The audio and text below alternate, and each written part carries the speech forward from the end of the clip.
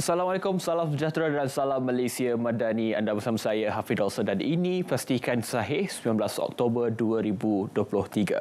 Kita akan bersiaran selama 30 minit ini untuk kita bawakan kepada anda perkembangan yang sahih untuk anda. Dan seperti biasa, kita mulakan segmen yang pertama, segmen Sahih.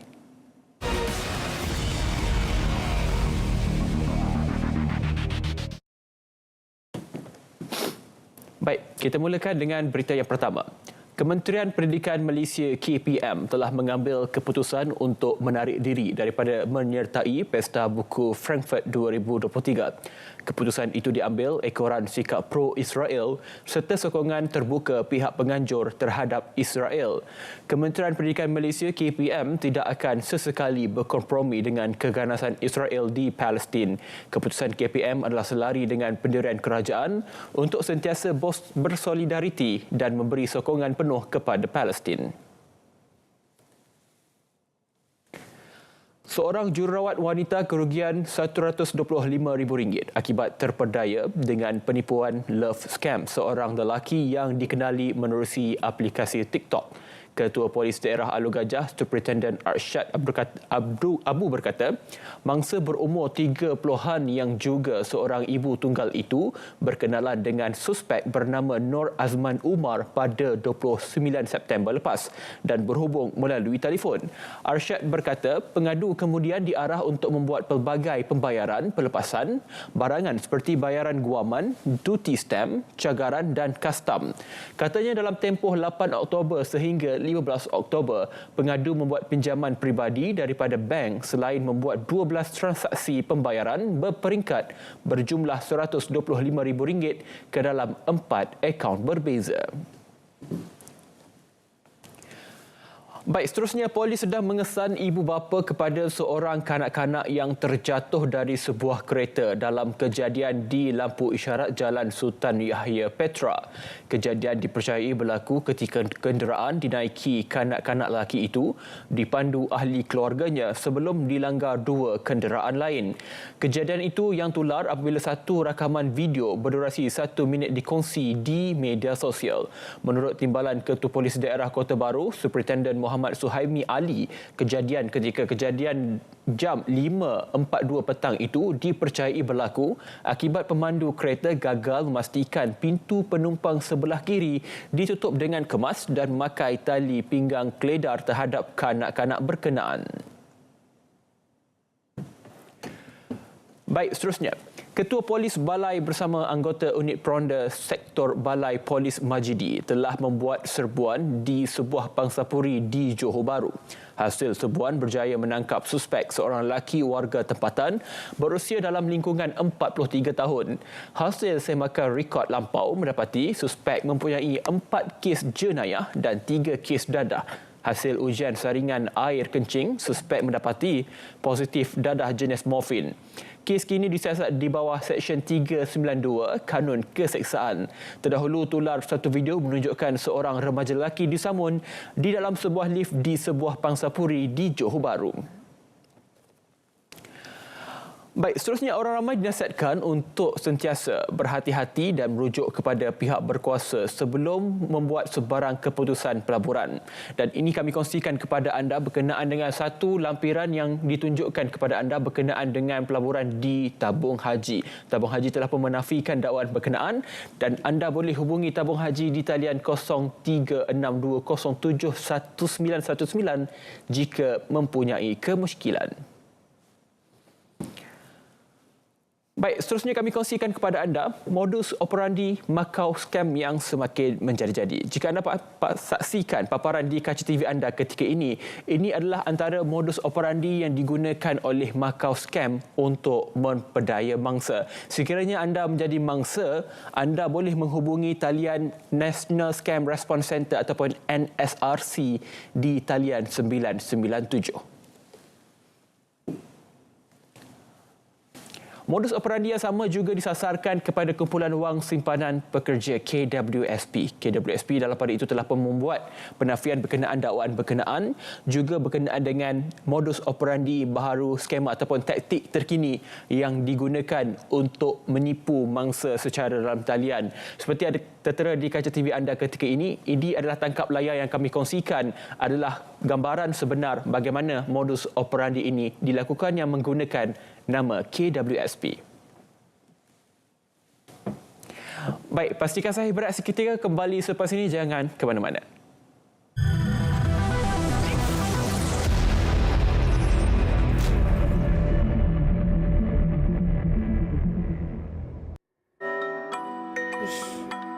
Betul ke ni? Awak yakin ke? Mana awak dengar semua ni? RTM menerbitkan satu segmen khas tajuk Biar Betul. Ini baru betul. Santis Fina, semak kesahihan. Saksikan segmen Biar Betul dalam Carta 744 setiap hari.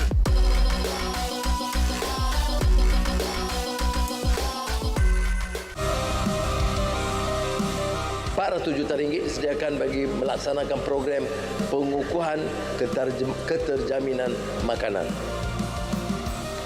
untuk mengurangkan kebergantungan kepada import luar.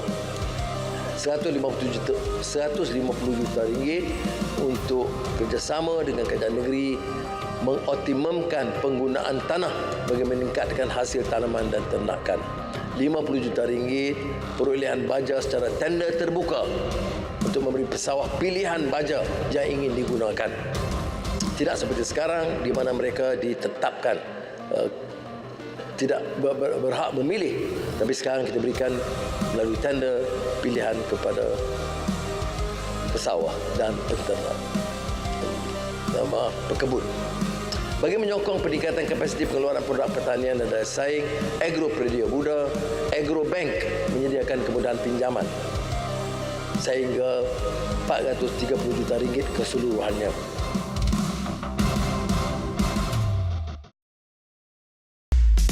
Mulakan hari anda dengan informasi terkini. Liputan menyeluruh. Aksi tanpa henti. Bersama kami dalam Berita Pagi 7 pagi, Berita Pagi Sabah 7.10 pagi. Berita Pagi Sarawak 7.20 pagi. Stadium RTM 7.30 pagi. Dan Kanta 744 7.44 pagi.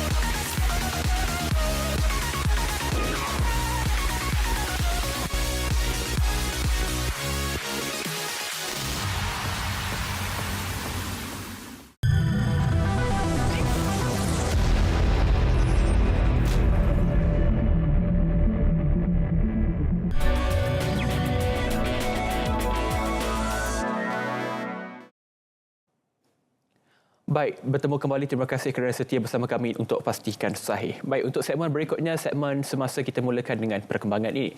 Aspek pembangunan kapasiti dan penyelarasan lebih baik diperlukan dalam usaha kerajaan mengutamakan penerima gunaan pendigitalan seiring dengan Matlamat Pelan Induk Perindustrian Baharu 2030 NIMP 2030, kata Menteri Komunikasi dan Digital Fahmi Fadzil.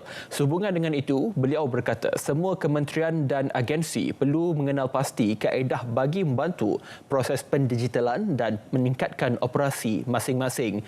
Malah katanya, kehadiran beliau pada acara pameran teknologi maklumat Teluk GITEX Global 2023 dan Expand North Star ENS di Dubai turut memberi pendedahan serta pembelajaran yang boleh diterjemahkan dalam usaha meningkatkan operasi kementerian dan agensi.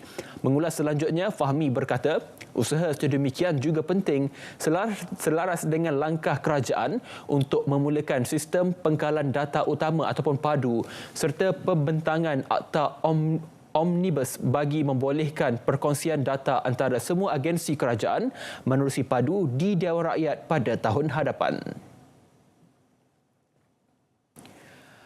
Baik, Kementerian Kerja Raya KKR bakal memanfaatkan peruntukan sebanyak 9.511 bilion ringgit melalui Belanjawan 2024 yang diumumkan oleh Yang Amat Berhormat Perdana Menteri pada minggu lalu demi kemudahan rakyat. Dengan pertambahan bajet ini, sekurang-kurangnya kita boleh buat lebih banyak lagi repair untuk kita menangani masalah kerosakan jalan yang sudah sekian lama mungkin tidak dapat kita baiki. Saya harap akan diluluskan di Parlimen nanti. Kami akan menggunakan sepenuhnya lah untuk kegunaan tertentu. Lebih-lebih lagi untuk kita pastikan jalan-jalan kita ini selesa dan selamat digunakan oleh pengguna jalan. Jabatan Bomber dan Penyelamat Malaysia menyelaraikan 5,496 kawasan hotspot ataupun kawasan yang dikategorikan sebagai berpotensi untuk banjir. Perkara berkenaan telah pun dimaklumkan oleh Menteri Pembangunan Kerajaan Tempatan Ngah Koming. Saya akan minta Bomba upload kepada website supaya orang ramai sebelum mereka pergi ke kawasan mana-mana pun boleh rujuk kepada kawasan yang berisiko tinggi banjir. Elakkan tempat-tempat tersebut sebagai pencegahan. Baik, dalam perkembangan lain, Kementerian Sumber Asli Alam Sekitar dan Perubahan Iklim NRECC akan melaksanakan projek menangani isu banjir mengikut keutamaan dan risiko kepada rakyat. Menterinya Nik Nazmi Nik Ahmad berkata pelaksanaan setiap projek menangani banjir tidak mengambil kira dari segi kedudukan negeri, sebaliknya mengambil kira risiko kepada keselamatan dan kesejahteraan rakyat serta pemusnahan harta benda. Ini ada 58 kerja-kerja kecemasan luar jangka di pelbagai daerah dan 51 menggunakan peruntukan persekutuan, 7 menggunakan peruntukan negeri. 27 sudah siap, 15 dalam pembinaan dan 16 tengah proses perolehan, dan kita tengah kejar perkara tersebut sebab kita tahu dah mula musim hujan dah pun bermula. Baik, bimbing komuniti LGBT bendung aktiviti songsang itu yang dinyatakan berkenaan dengan ketegasan oleh Jabatan Kemajuan Islam Malaysia ataupun JAKIM, di mana JAKIM telah melakukan banyak kerjasama termasuk dengan Kementerian Kesihatan ke arah usaha membendung perkara berkenaan. Ini bertitik tolak daripada persoalan yang ditanyakan di Dewan Rakyat semalam berkenaan dengan usaha JAKIM untuk membanteras aktiviti LGBT dan seumpamanya. Baik, seterusnya, Pos Malaysia sasar guna 100% kenderaan penghantaran elektrik bermula 2030. Selaras dengan usaha operasi kumpulan untuk memperkukuhkan agenda lestari, Pos Malaysia meletakkan sasaran pihaknya akan beralih menggunakan kenderaan penghantaran elektrik sepenuhnya pada perkhidmatan menjelang tahun 2030. Untuk tahun ini, pihaknya menjangkakan akan menggunakan sejumlah 200 motosikal elektrik pada operasi mulai suku ketiga 2023. Selanjutnya menyasarkan kenderaan penghantaran elektrik akan mencapai 28% menjelang tahun 2025. Peralihan penggunaan ini dimaklumkan akan dilaksana secara berperingkat bersama garis panduan keselamatan untuk rakan penghantar dan pemandu. Manakala berhubung prestasi kumpulan pula, Pos Malaysia kekal optimis akan perolehan mereka pada tahun ini. Baik, sedikit berkenaan dengan perkembangan jerebu. Kerajaan masih belum menerima sebarang maklum balas daripada Kerajaan Indonesia berhubung cadangan kerjasama dua negara bagi menangani masalah jerebu rentas sempadan. Menurut Menteri Sumber Asli Alam Sekitar dan Perubahan Iklim NRECC, Nik Nazmi Nik Ahmad, setakat ini Jurucakap Kementerian Luar Indonesia memaklumkan kepadanya telah menerima surat yang diutuskan sebelum ini berhubung tawaran Malaysia kepada negara itu. Mengulas mengenai rang undang-undang jerebu rentas sempadan, jelasnya NRECC akan melihat perkara itu secara mendalam sebelum sebarang keputusan dibuat. Baik, perkembangan berikutnya. Kementerian Pendidikan KPM akan meningkatkan usaha membudayakan bidang sains, teknologi, kejuruteraan dan matematik ataupun STEM, termasuk meyakinkan pihak berkepentingan bahawa bidang itu boleh dijadikan karier pada masa hadapan. Menterinya Fadlina Siddiq berkata, terdapat kumpulan pelajar terutamanya yang berada di tingkatan 6 melahirkan kebimbangan mengenai hala tuju karier sekiranya mereka memilih bidang berkenaan.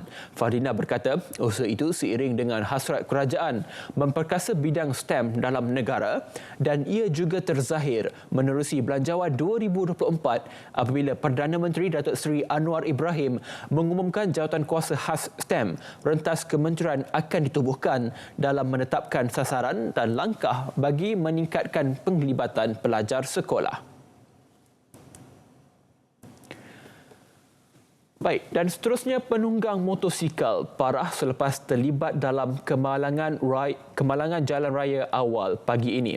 Penolong Pengarah Operasi Jabatan Bomba dan Penyelamat Malaysia JBPM Selangor Ahmad Mukhlis Mokhtar berkata, bergegas di lokasi kejadian di kilometer 7 Lebuh Raya Persekutuan Kelang, Kuala Lumpur selepas menerima panggilan awal jam 8 pagi. Kemalangan itu melibatkan semua motosikal jenis Yamaha Y15 dengan sebuah kereta Mercedes-Benz. Nahas itu mengakibatkan penunggang motosikal, seorang lelaki berusia 30-an, tersepit di bawah kereta berkenaan. Walau bagaimanapun, mangsa tidak mempunyai sebarang dokumen pengenalan diri di lokasi. Oleh itu, waris keluarga gagal dihubungi. Mangsa parah akibat tersepit di bawah kereta dan dihantar ke Hospital Shah Alam untuk menerima rawatan lanjut. Baik, pastikan Sahih Berhad sekali lagi. Kembali selepas ini, jangan ke mana-mana.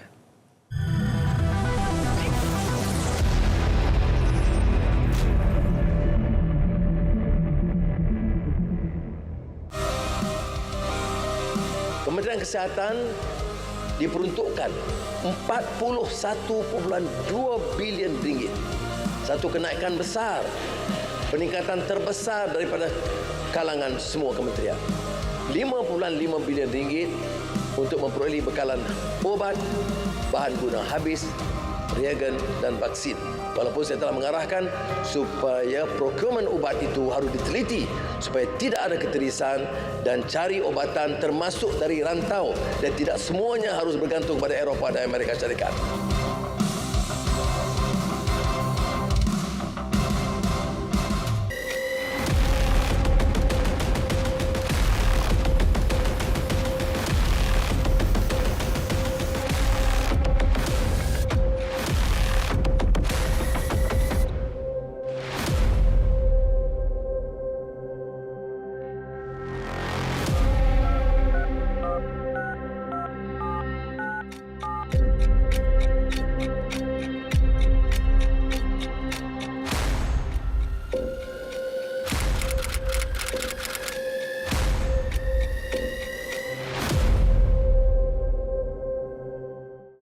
Piala Malaysia 2023, kesebelasan utama kini bersedia bagi memburu tahta tergolong bola sepak Malaysia.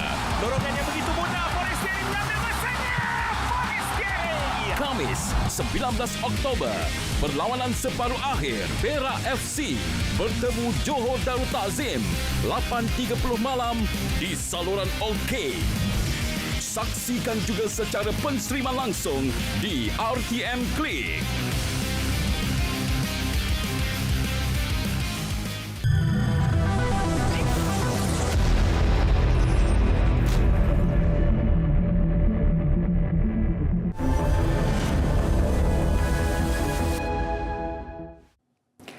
Baik, bertemu kembali dalam Pastikan Sahih dan segmen yang berikutnya iaitu segmen notifikasi.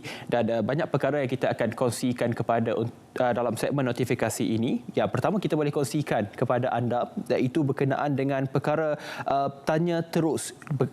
Perkara berkenaan ini akan dipersoalkan ataupun ditanyakan oleh moderator Ismail Adnan dalam segmen tanya terus ini ataupun rancangan baru ini berkenaan dengan DNAA, tiada dalam Islam. Ini adalah topik yang penting akan dibawakan dan akan dijawab oleh Dr. Zulkarnain Luqman, Peguam Bela dan Peguam Cara dan juga merupakan Peguam Syar'i pada Ahad ini 22 Oktober 2023 pada jam 6.30 petang di TV1 dan ulangannya 10 malam di Berita RTM.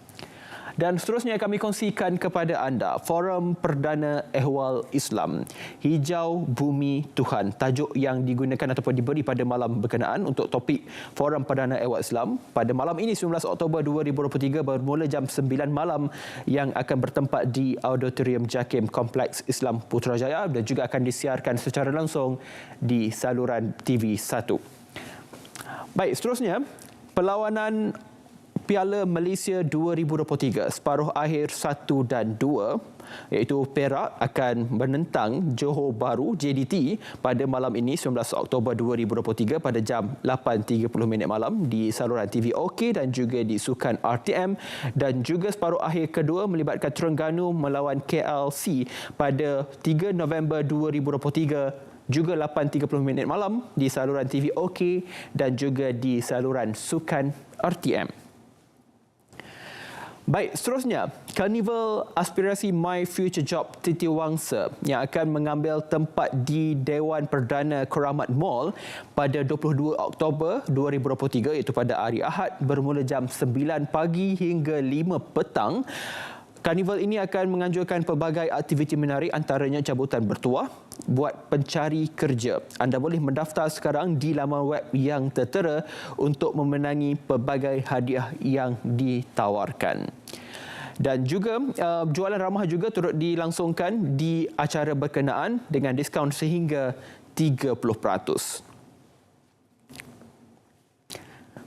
Baik, seterusnya dalam perkara yang sama juga kelas gubahan bunga juga akan diadakan di sana. Dan seterusnya, sentuhan agro madani peringkat negeri Sabah.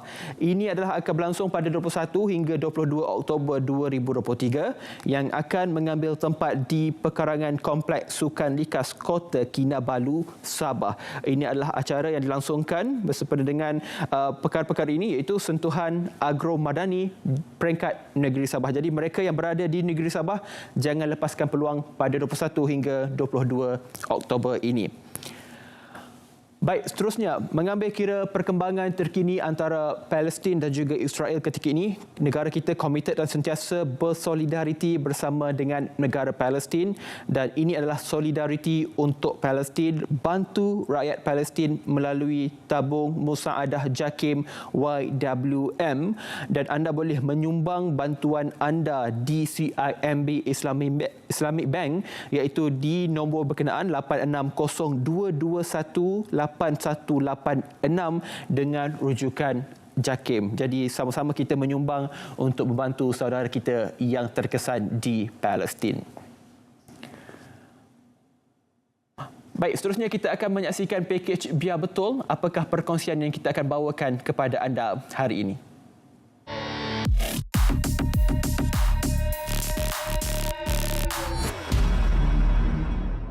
Terkesan di internet, pemalsuan portal bayaran saman trafik PDRM. Pasukan Biar Betul mendapati suspek menghantar email kepada mangsa memaklumkan mereka memiliki saman trafik tertunggak. Bagi mengelak implikasi undang-undang, mangsa diarah membayarnya segera. Sekiranya pengguna klik pada pautan diberi, mereka akan dibawa ke laman sesawang pihak ketiga menyerupai portal MyBayar PDRM. Dan ia merupakan laman sesawang palsu. Semakan pihak berkuasa mengesyaki bukan bayaran yang dibuat jadi sasaran utama penjenayah. Sebaliknya, maklumat kad bank yang diguna jadi perhatian. Menerusinya, wang mangsa berisiko lesap dan data peribadi mereka boleh dimanipulasi.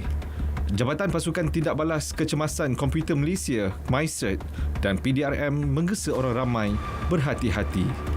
Tindakan tegas menanti mereka yang terlibat. Elak jadi mangsa. Semak sebelum buat sebarang transaksi. Terima bahan fitnah atau disyaki tidak betul, segera lapor ke SKMM. Biar betul, tak pasti, jangan kongsi.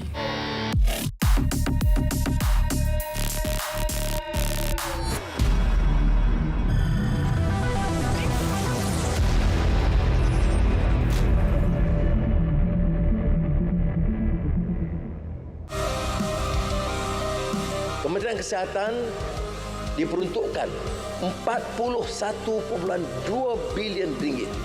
Satu kenaikan besar, peningkatan terbesar daripada kalangan semua kementerian. 5.5 bilion ringgit untuk memperolehi bekalan ubat, bahan guna habis, reagen dan vaksin. Walaupun saya telah mengarahkan supaya procurement ubat itu harus diteliti supaya tidak ada ketirisan dan cari obatan termasuk dari rantau dan tidak semuanya harus bergantung pada Eropah dan Amerika Syarikat.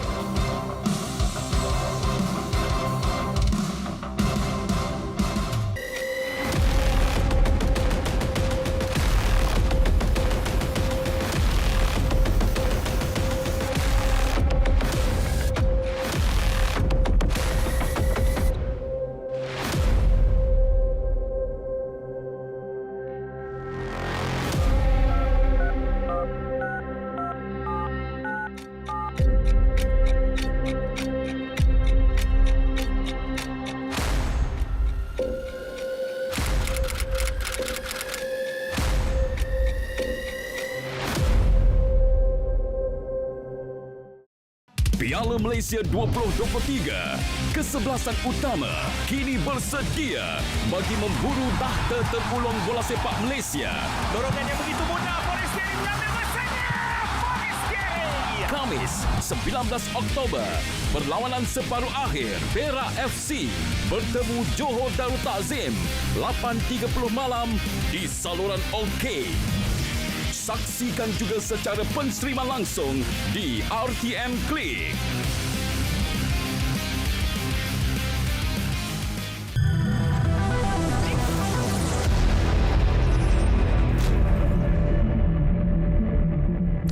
Baik, bertemu kembali dan ini yang ingin kami kongsikan kepada anda berkenaan dengan analisis belanjawan 2024 dalam naratif khas pada malam ini, di mana topik pada malam ini akan membincangkan satu topik penting iaitu berkenaan dengan memperkasa ekonomi negara. Dan kali ini tetamu yang kita undang ke studio iaitu Yang Berhormat Senator Tengku Datuk Seri Utama Zafrul bin Tengku Abdul Aziz, Menteri Pelaburan, Perdagangan dan juga Industri.